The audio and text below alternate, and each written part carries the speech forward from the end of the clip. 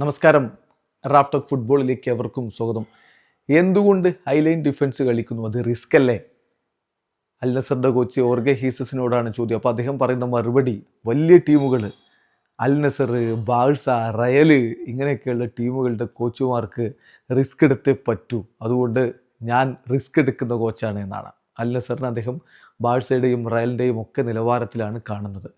എന്നാൽ അദ്ദേഹത്തിൻ്റെ മറുപടിയിലേക്ക് പോകാം. നിങ്ങൾ അൽ നസറിൻ്റെയോ അൽ ഹിലാലിൻ്റെയോ ബാഴ്സലോണയുടെയോ മാഡ്രിഡിൻ്റെയോ ഒക്കെ കോച്ചാണെങ്കിൽ നിങ്ങൾ അഡ്വഞ്ചറസ് ആയിട്ടുള്ള കോച്ചായിരിക്കണം.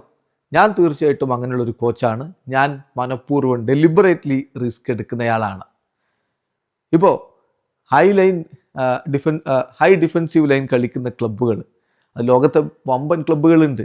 നമ്മൾ അത് മനസ്സിലാക്കണം, റിസ്ക് ആക്സെപ്റ്റ് ചെയ്യാൻ തയ്യാറാവണം.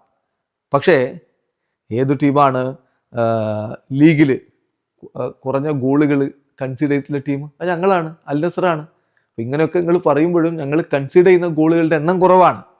പക്ഷേ അൽ നസറിനെയോ അൽ ഹിലാലിനെയോ ബാഴ്സലോണയോ റയൽ മാഡ്രിഡിനെയോ ഒക്കെ കോച്ച് ചെയ്യുമ്പോൾ സ്വാഭാവികമായിട്ടും അഡ്വഞ്ചറസ് ആയിട്ടുള്ള കോച്ചായിരിക്കണം. ഇത്തരം മാറ്റേഴ്സിൽ ഞാൻ അതാണ് ചെയ്യുന്നത് എന്നാണ് ഇപ്പോൾ കോച്ച് പറയുന്നത്. എന്തായാലും റയലിൻ്റെയും ബാഴ്സയുടെയും ഒക്കെ നിലവാരത്തിലാണ് അദ്ദേഹം അൽ ഹിലാലിനെയും അൽ നസറിനെയും ഒക്കെ കാണുന്നത്. എന്തായാലും ഇപ്പോൾ നമുക്കതങ്ങനെ മോശം ആയിട്ട് അദ്ദേഹത്തിൻ്റെ നിരീക്ഷണത്തെ പറയാനും പറ്റില്ല. കഴിഞ്ഞ ക്ലബ്ബ് വേൾഡ് കപ്പിൽ അൽ ഹിലാൽ നടത്തിയിട്ടുള്ള മുന്നേറ്റങ്ങളൊക്കെ നമ്മൾ കണ്ടിട്ടുള്ളതാണ്.